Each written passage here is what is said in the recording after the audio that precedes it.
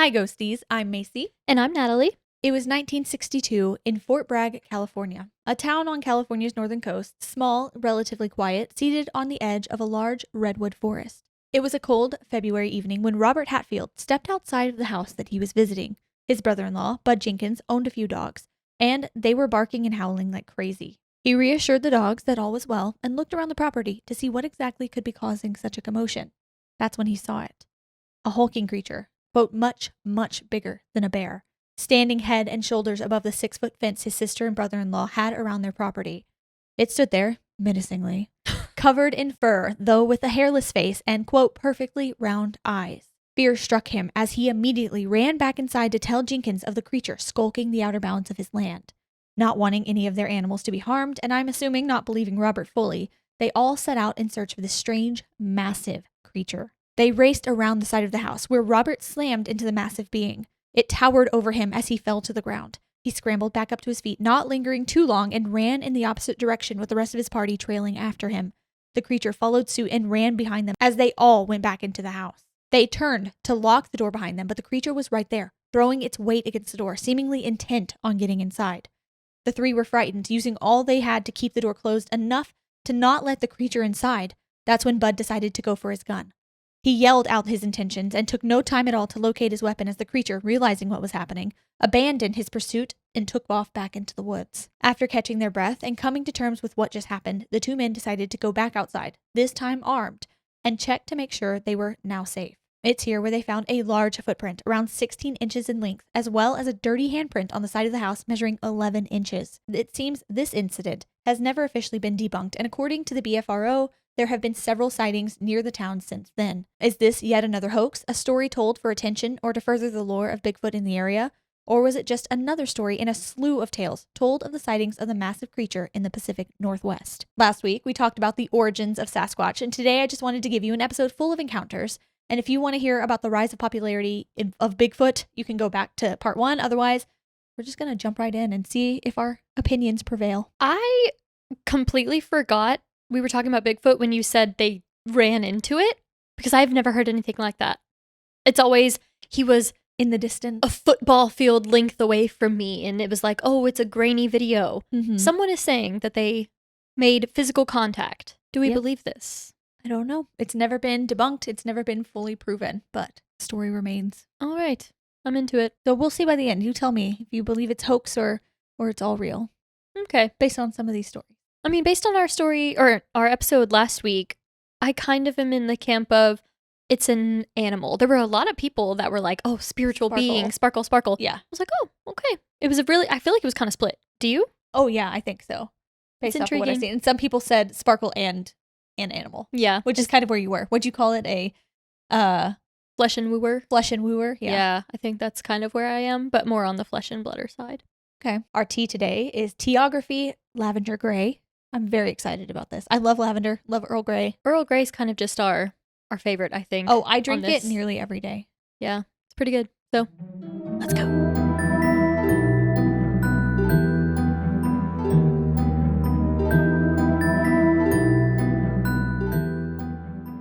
Very lavender. Very. I think it would taste so good with some cream. You think so? Mm-hmm. I am... Though you don't like cream in your tea. No, I don't. Or milk or anything. No, I really don't. I'm just a sweet tea gal. It's a lot of lavender.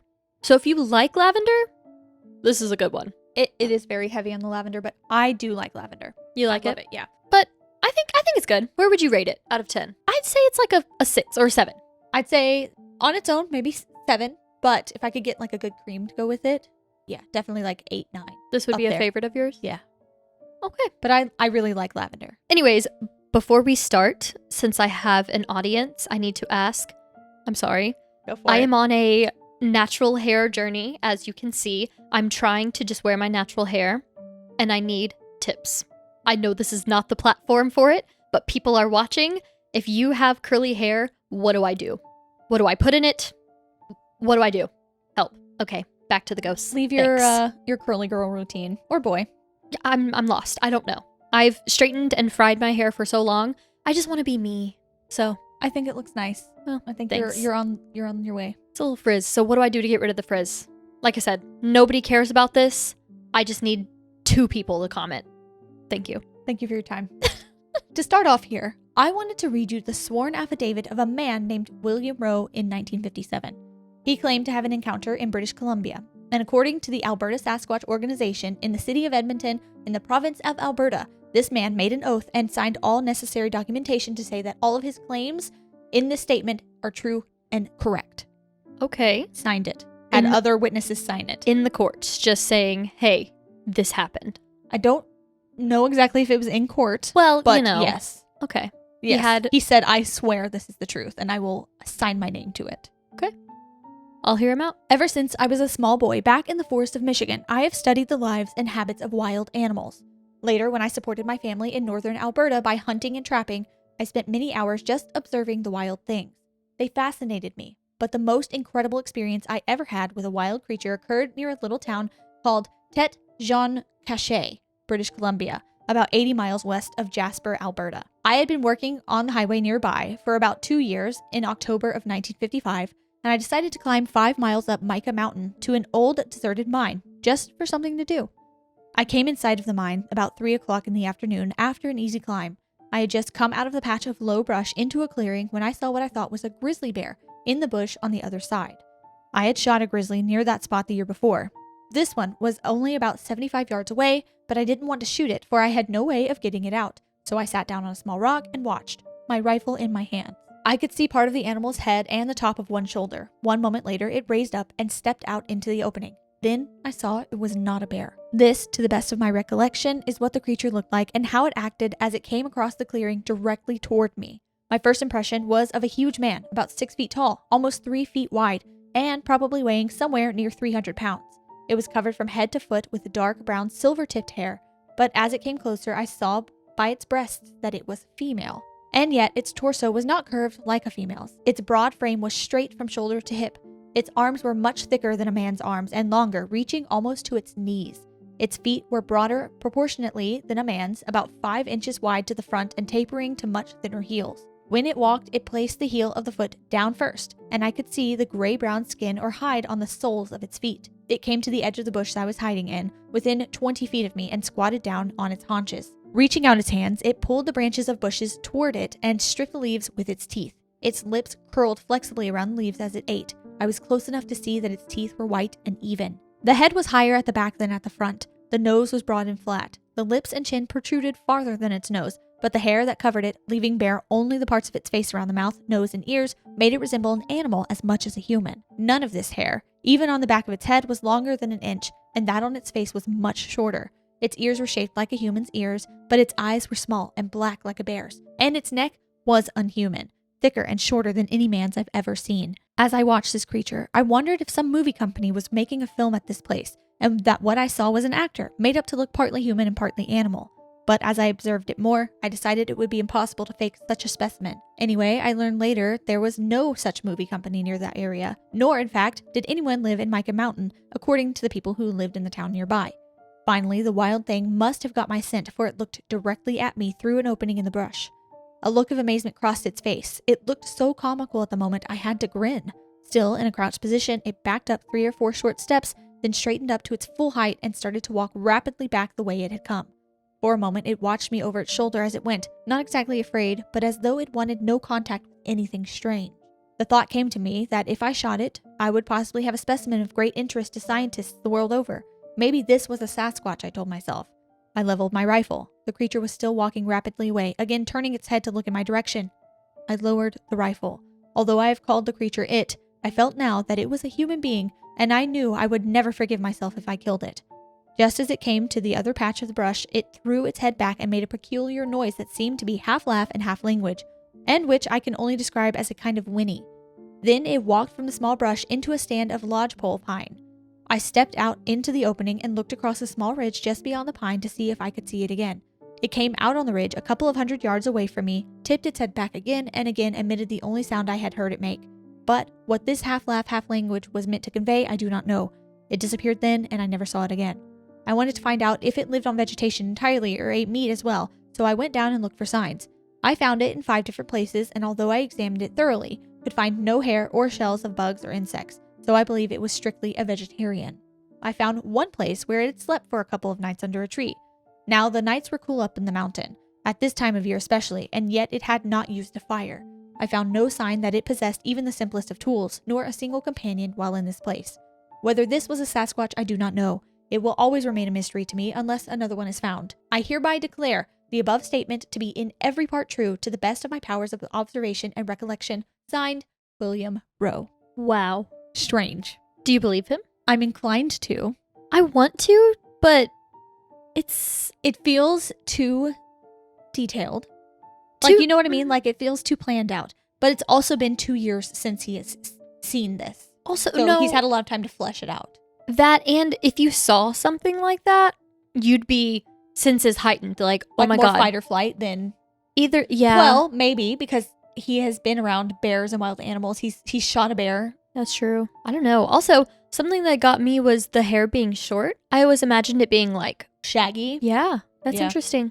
I don't know. Very strange, though.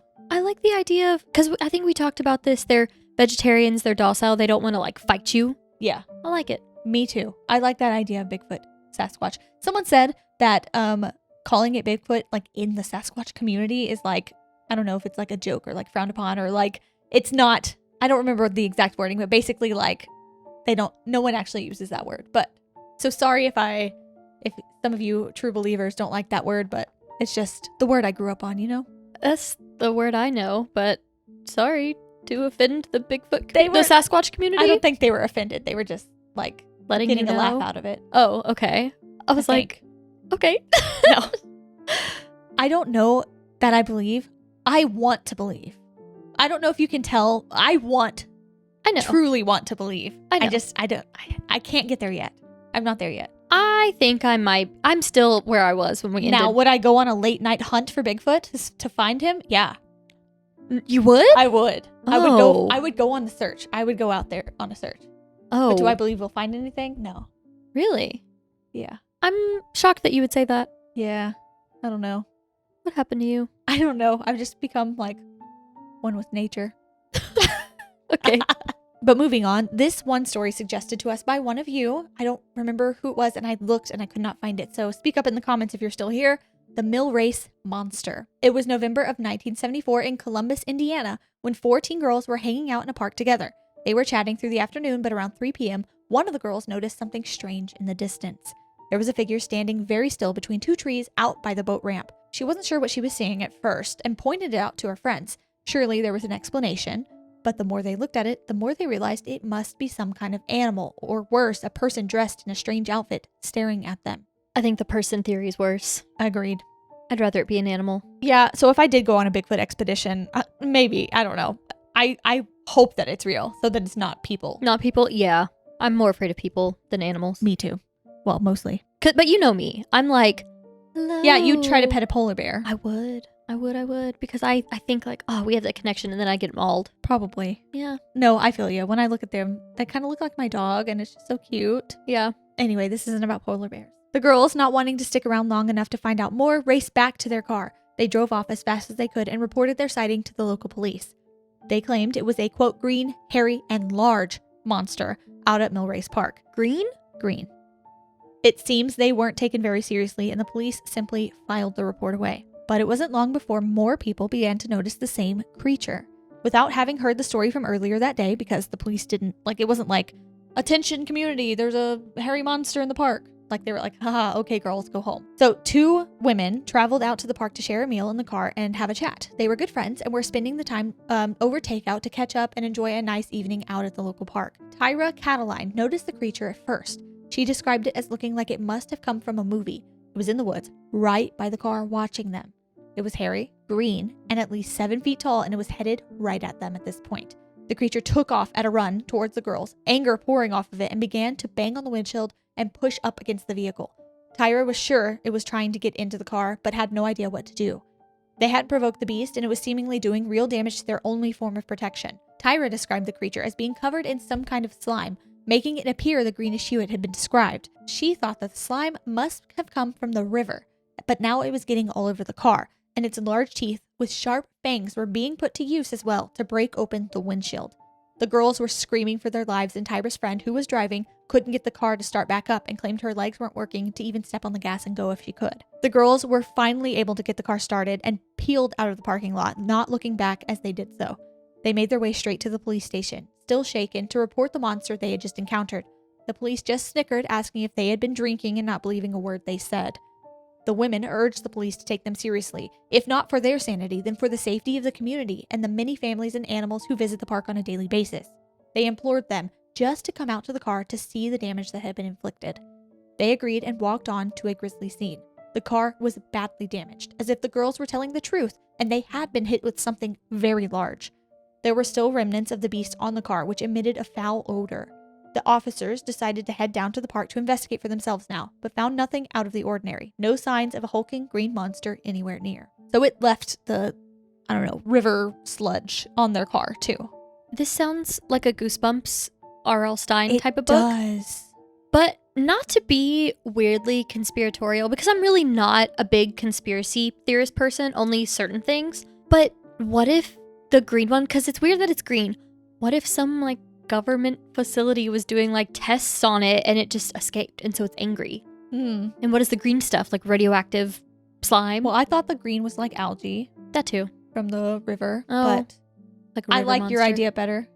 Like some kind of testing facility, and it's like Frankenstein's monster. Something like that, yeah. Or maybe it was a Bigfoot Sasquatch thingy and they picked it up and started doing stuff to it as, the powers do. And what if it's just mad? It's like, why would y'all snatch me from my home? That's an interesting theory. Yeah, it's real weird. I don't know. That's out there. I kind of like it. But I was thinking that just, have you seen Stranger Things? Yes, that's exactly what I was thinking too. Yeah, when you said Eleven's escaping and running. Yeah. That's what I was It's like envisioning. But Bigfoot's version of Stranger Things. Bigfoot, yes. So this is when local papers began to pick up the story. The next day, the paper ran a story about the reports. Quote, 6 young women told city police Friday in 2 separate reports that they had seen a mill race monster once in broad daylight. And whatever it is, the 6 agreed. 1, green. 2, hairy. 3, large. And 4, has claws. It created somewhat of a frenzy for the locals, who began to report their own encounters with the supposed mill race monster to authorities following suit. 2 young men in their 20s claimed to have seen the, quote, thing hiding behind trees near the covered bridge on 2 separate occasions. Once while they were walking in the daytime at about 4 p.m., and then a second time after they returned to the park with binoculars to get a better look. They claimed to be chased from the park by the creature just before midnight. Another report was disclosed to the Indianapolis Star, where they claimed 2 city workers had seen the monster while trying to find a way to rescue a cat from a tree. One of the men supposedly pursued the beast, but it ran back into the trees where they lost it. These reports sent a flurry of people into the park to search for the monster. Some reports claim that one night over 100 carfuls of people showed up to the park on the hunt. So 100 cars, tons of people. Uh-huh. Some even walked. It was just hundreds of people in this park. That's so sad, because what if it's scared? It probably is. Oh no. But it was violent. Yeah. Well, I get violent when I'm scared. The city park director had to order the park closed to the public to quash any incidents before they occurred with crowd sizes like that. Officer Kenneth St. John was appointed the, quote, monster control officer and spokesperson for the department to assure the public they were safe and help with the general unrest within the community. Some consider this time to have sparked the largest monster hunt in U.S. history. Wow. And I've never heard of this. Of course it would be Indiana. The They mecca are kind of the hub. true crime and cryptids. Hey, our Patreon episode was about a case in Indiana. Exactly. What's going on? What are y'all doing? Eventually, sightings dwindled and nobody ever captured any such monster, so the excitement around the park eventually died down. Whether the beast was a Bigfoot-like creature or simply a very large man dressed in a ghillie suit of some kind, no one will ever know. But sightings still appear from time to time. In fact, in 2015, a hunter in a nearby state forest claimed to see a massive hairy bipedal creature traipsing through the woods. Tyra Cataline was interviewed around the same time, just kind of revisiting the mill race monster incident, and she recounted her encounter with the mill race monster. But even then, after all of those years, she stuck to her story. Quote, it was something. I don't know what it was, but it wasn't somebody wearing a costume. I believe her. I mean, to have a gaping jaw with fangs and claws, I would have to be sent away. that would be very scary. I need to stop saying that about everything. Well, That I would need psychiatric help. speak your truth, man. And sadly, it is my truth. Last week, we talked about a few encounters and pieces of evidence that are super popular and people point to as definitive proof of the existence of this creature, like the Patterson-Gimlin film, the Pangboche hand, the countless footprints found in and around sightings. So people will have a sighting, and then what do you know? Somebody else will be like, I found giant footprints around the same time. Yeah. The prints seem to be what many people see and point to for their like really good piece of evidence. And I even read of one investigator who worked in law enforcement, I believe in Texas, who looked through a large collection of footprints and came out of it pretty much convinced that there is something out there because of some of the detail, like the dermal ridges and stuff within the footprints. Like he investigated crimes and was used to analyzing prints and stuff. And he said, this is not a human print, but there is so much detail to some of these, not all of them, but some of them, it's got to be something. So he says, so he claims. But there is one cast that many believers believe trump them all. The Skookum Cast. In a place called Skookum Meadow, deep within the Cascade Mountains of Washington state, lies the heart of this piece of lore. It's a fairly isolated region and seems to be a hotbed of Sasquatch sightings and stories. It was September of 2000 when a team from the BFRO trekked out to the area to do an investigation of their own. They were looking for evidence, the kind of evidence that they could deem irrefutable, and they went all in. The group had cameras, bait traps, all types of outdoor gear, and just trying to set them up for success. They hoped to draw one of these creatures out into the open and capture evidence of its existence. I don't know if they wanted to trap one, but they wanted to see one, to capture evidence of it. To get the proof, not just, oh, I believe it because maybe it's true. It's like, Yes. no, I have to see it to believe it. And I think they believe it. They just wanted to show everyone else that this is real. Yeah. Is this why you wanted to go to Washington, you little freak? Maybe. Ugh. Macy's been like, hey, family, let's go to Washington. Here's the thing. This is why. Here's the thing. One, I do want to go on a Bigfoot excursion and expedition and just try and see if I can catch him.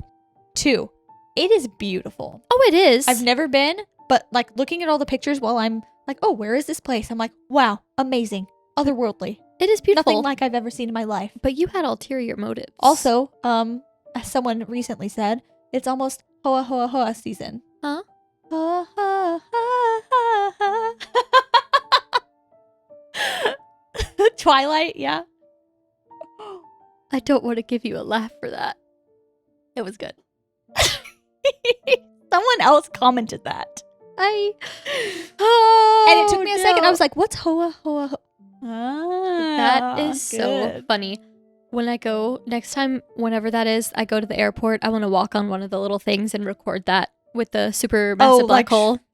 Yeah. Because that's how I always feel. Hey, solid soundtrack. Love that song. Love that song. Still Solid listen to it soundtrack. today. It's a good Anyways, one. move on from Twilight. It's going to be stuck in my head forever. Hey, Forks, Washington. Hey. Jacob might have known Bigfoot. And that's the end of this episode. Thank Okay. you so much. You can cut that Thank you out. so much for being here. They spent the night without any footage of the creature, but near the traps, they did find something of intrigue. It was a massive impression, something way beyond a simple footprint. Exhilarated, they took photos and molds of the imprint made in the dirt and took it back with them for examination and called it the Skookum Cast. I will show you a picture. But the way they interpreted it, the cast contained the impression of a Sasquatch reclined for rest. It shows what they, and many who have seen it since, believe depicts the imprint of the buttock, thigh, heel, forearm, and parts of hands and fingers. It is far beyond what anyone had captured before, and if you ask me, maybe. Is it believable? Maybe. Okay. It's a little hard to see, so I'll show you two. Here's one. Looks simply like rocks. Or like dirt, right? Okay. Here's the hand. That's where it got me, is the hand, All right. arm, elbow, butt cheek. I Here. guess so. I need a diagram to show, or like a... And it seemed to have moved around a little bit. So butt, thigh, heel of other foot maybe, hand, wrist, maybe. Seeing the hand part is what got me, I think. I don't know if Or I'm what fully looks like it might convinced. be a hand. Right That now, kind of looks like fingers a I little might bit need to me. look at this later on my own time, because right now I'm looking at this and it feels like we're looking up at the clouds and you're like, oh, I see a dolphin. Da-da, and I'm just seeing puffs of clouds. Yeah, it's kind of like reading an ultrasound when you have never seen one before. So Yes. confusing. Anytime you or Kayla ever sent an ultrasound, I was like, Yeah. cute. Yeah, I I don't know what's going on. But as with all of this, there are skeptics. Some believe that it is definitely evidence of a creature, but not so much a cryptid. They think it could be an elk who came to lie in a soft bit of dirt for a rest. And there have been plenty of criticisms and back and forth between believers and non-believers about this. But you guys decide. We have the picture up. You let us know. Do you see it? Is it an elk? Is it just an animal rolling around? I don't know. I don't see anything personally. Okay. Well, now we will move back east to North Carolina in the Uwharrie National Forest during the mid-2000s. Michael Green, a former U.S. Army tank commander turned fraud investigator, decided to make camp out in the forest. He was deep within the 50,000 acres of wildlife when he began to hear leaves rustling outside of his tent. He was alone and it was pitch black, but there was no mistaking the sounds. It was as if a very large animal was coming toward him. Quote, 2 seconds later, it was right over my tent. He claimed it roared out a deafening sound above him and scared the devil out of him. He was frightened and totally unsure as to what he was experiencing at the time.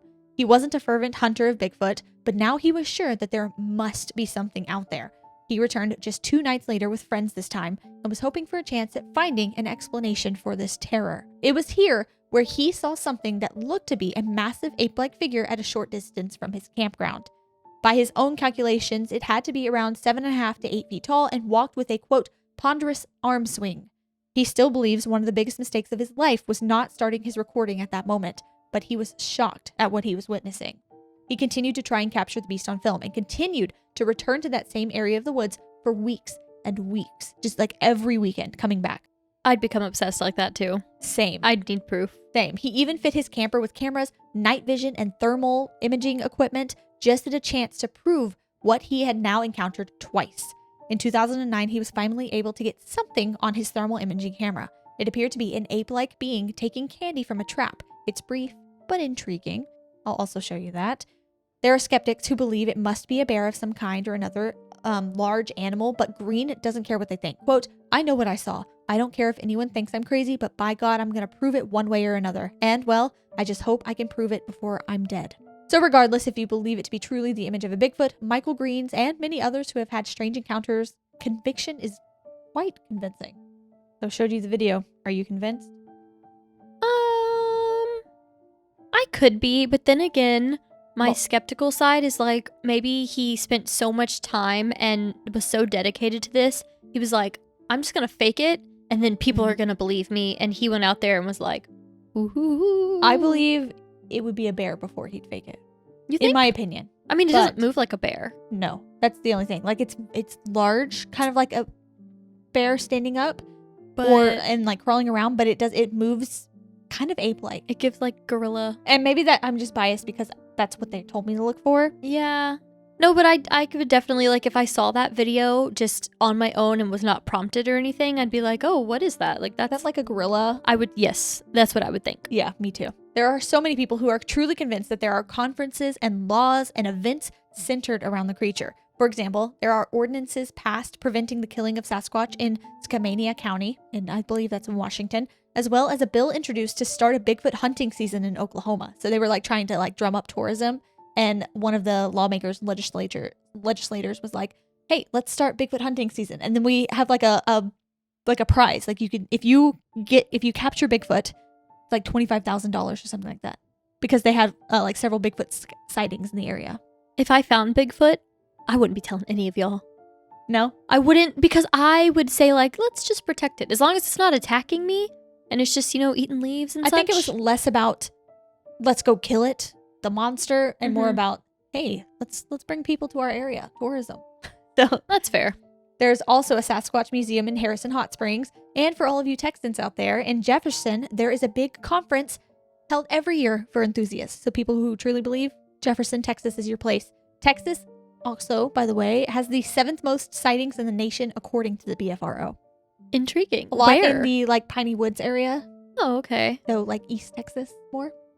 Interesting. So another shocking encounter occurred in Florida with their version of the creature called the Skunk Ape. So there are versions of Bigfoot everywhere. The Skunk Ape, I think the grassland something in Ohio. I'm so sorry, Ohioans. I can't remember what it's called.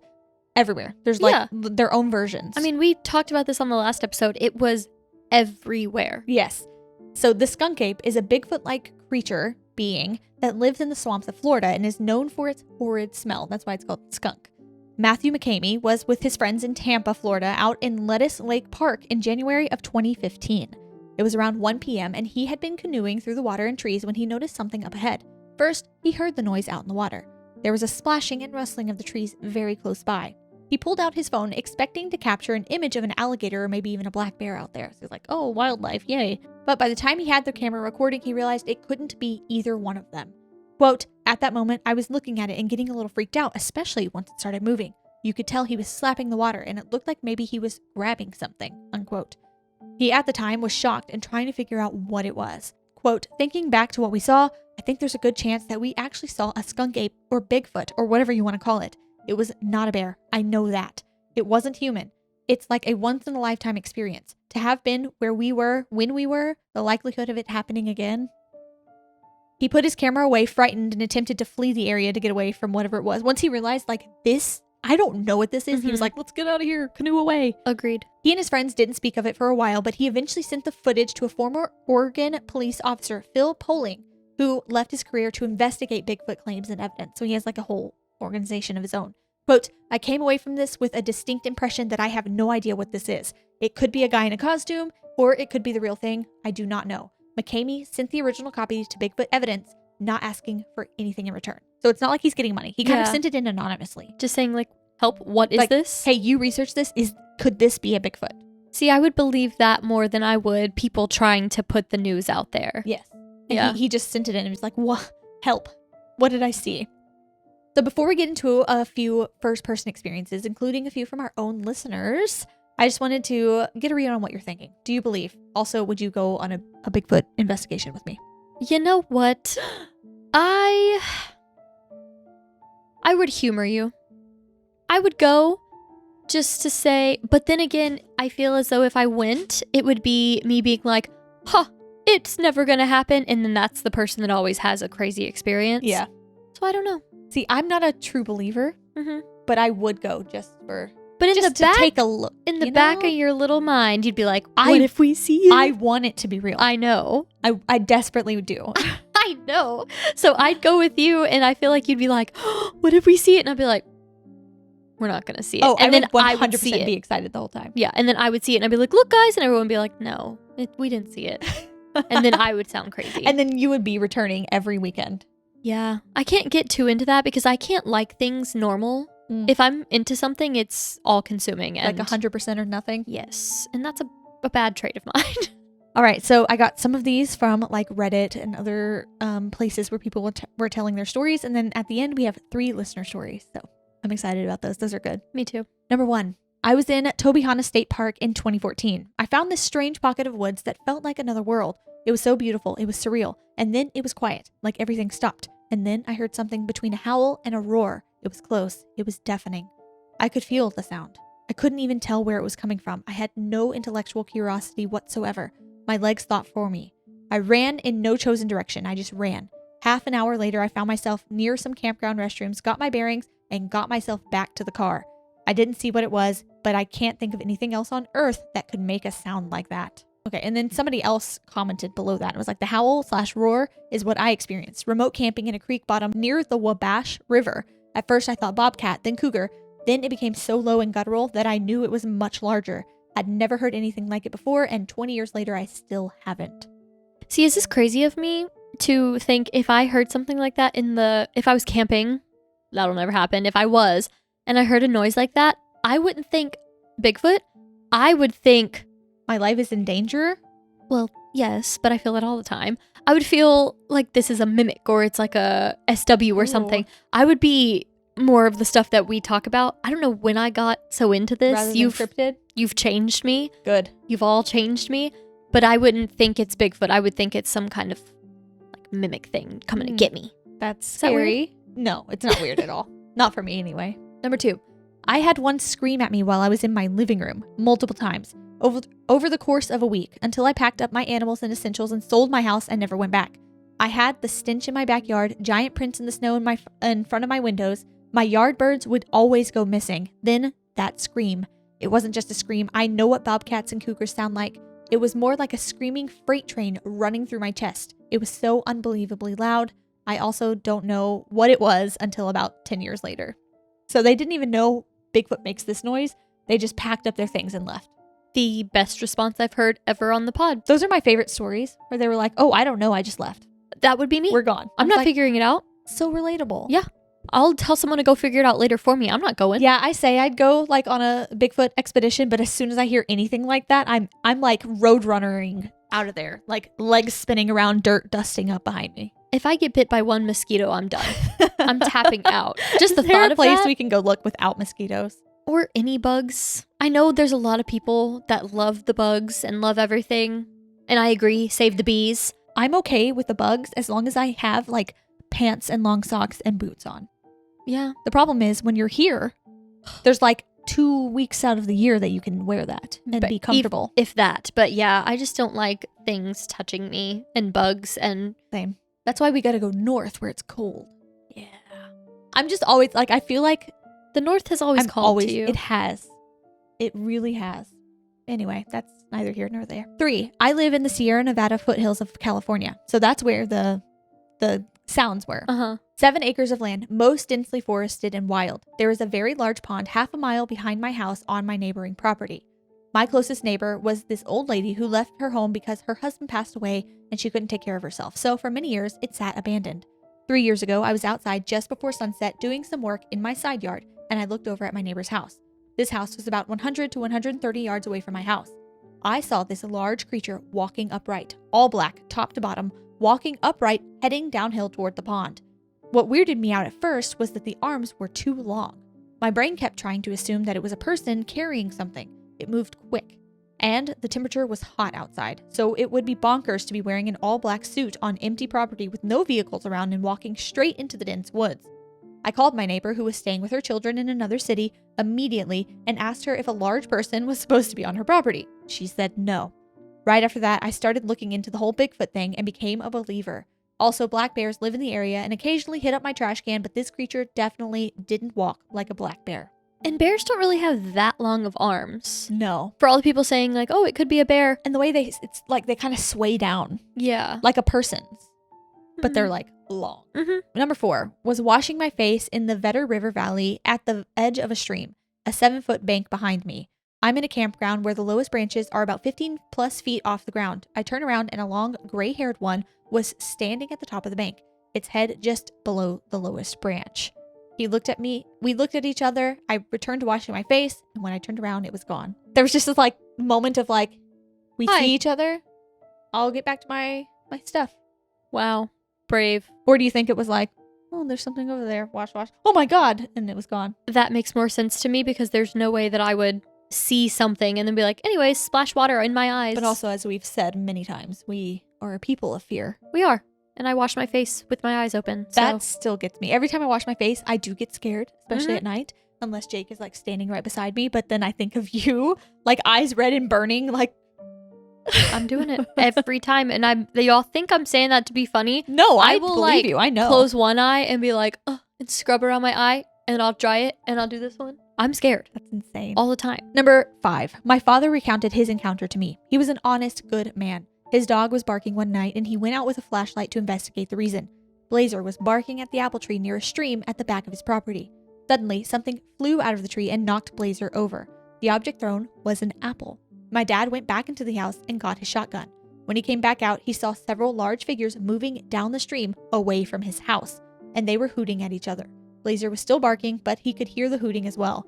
He let them go, and he said they looked like large, hairy humanoids. Several? Like a whole So a band whole of them. pack of them. Interesting. I mean, they were just eating the apples. I hate that they just- threw it at the dog, though. Well, the dog was barking at That them. means It probably war. scared them. I don't care. Okay. Dogs are off limits for everyone, in They're- my opinion. What I read is that like Bigfoot and dogs do not get along. Well, that makes sense. I don't In think everything my I've read. I don't think my dogs would like it either. No. So. No. Now on to our listener stories. We've got 3 of them today. They're all snippets of a much longer email. They all had several stories, so we will return to those other stories later. I just grabbed the Bigfoot ones out of here for us. Excited. I'm so excited. The first one is from Ezra. Hi, Ghosties. Ezra from Michigan here. Story number 1, Bigfoot in the backyard. In my youth, when I was probably 10 or so, I was playing out in the field behind my grandfather's home.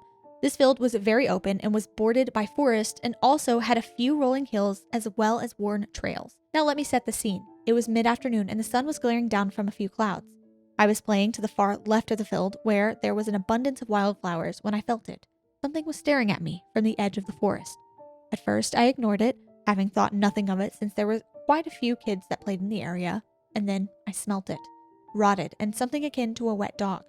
And then I saw it, tall and dark and covered in brown hair. As I noticed it, it was like it noticed me because there were sudden crashes of branches and the swish of long grass as it lurched in my direction. The sound it made was guttural, like something between distant thunder and a hiss. When I tell you I took off, never in my life had I run faster to the old, worn porch of my grandfather's house. It took me months to want to play out there again, and honestly, the feeling of being watched never left. So it was coming for them? It was chasing after them. No. Terrifying. I like when One of they the just scariest stories. I like when they just see you and go away. Yeah, like maybe throw an apple at you and then traipse But back stay into the away. woods. Yeah. Oh no. Scary. That's really scary. I don't blame you. I don't think I would go back out and play. Ever. Our next story comes from Elizabeth.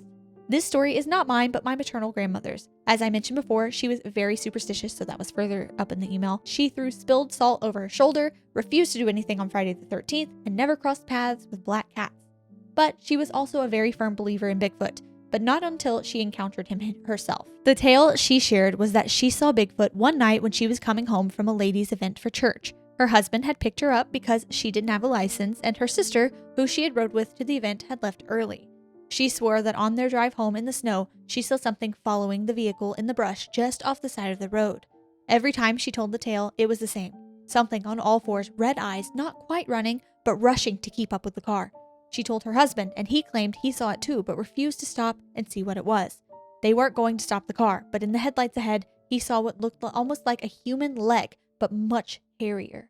He slammed on the brakes, and they barely caught a glimpse of the creature as it took 2 steps to cross the 2-lane road, and they saw what they claimed was Bigfoot jump as though it was going to tackle something.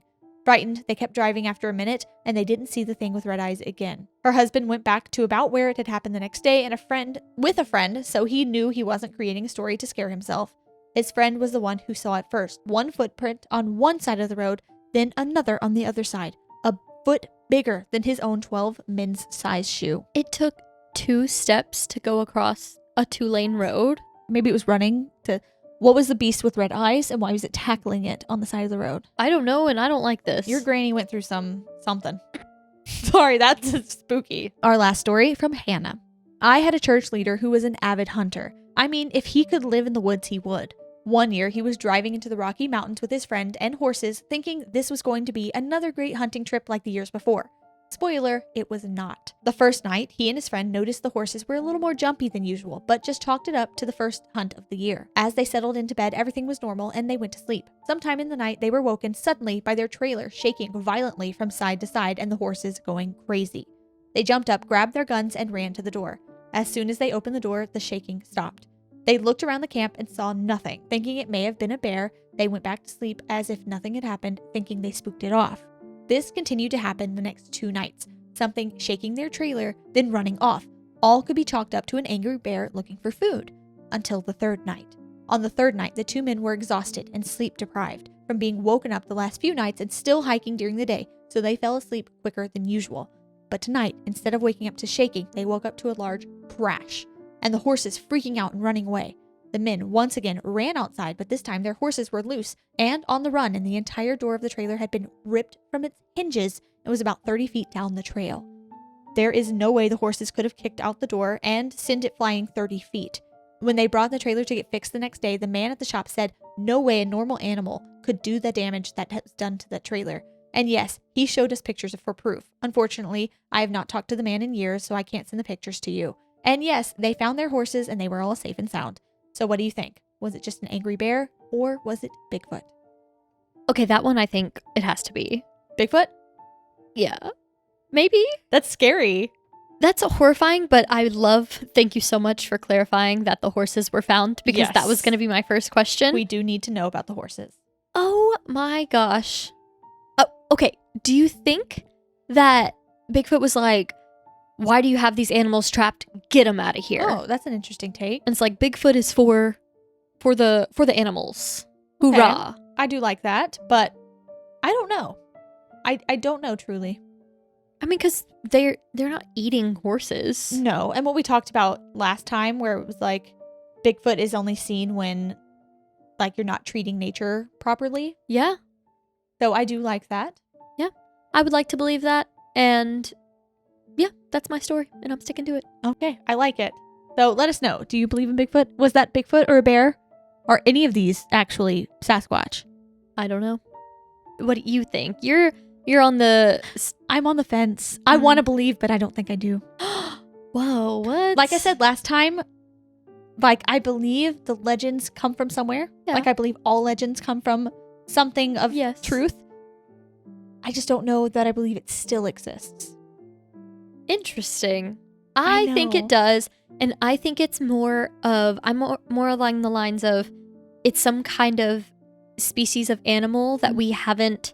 that we're not gonna get to see yet because they're smart, and they are just protectors of the forest, and maybe I sound crazy as I'm saying this out loud. No, not at all. But I'd like to think that they're just kind, gentle giants. Okay. Except for when they're ripping doors off of trailers. To save the horses. Okay. That's me. Maybe I am. And with that, we'll end it here. If you This is how I felt on the fairies episode too. Do you remember? That you said, maybe I am a fairy. Yes. Because all the things you were describing, I was like, check. Okay, but you're not a big, hairy, hulking creature. Yet. Okay. If you like this video, please like it. Share it with your friends if you feel compelled to do so. And subscribe for more. If you're on audio, please leave us 5 stars. That would be greatly appreciated. And check out our Patreon if you'd like to see more from us. We will also be back on Thursday with another Listener Stories episode. So check us out on that. And don't forget to turn your notifications on so you get notified when we upload. We're also on Instagram and TikTok if you'd like to follow us there. It's at Ghosteas Pod. We post little updates and little pictures and everything up there too. Mm-hmm. Also, happy Summerween. Woo! Summerween was yesterday, I believe, is when the day is celebrated. I believe so. But other than that, we'll see you on Thursday. Goodbye. Goodbye.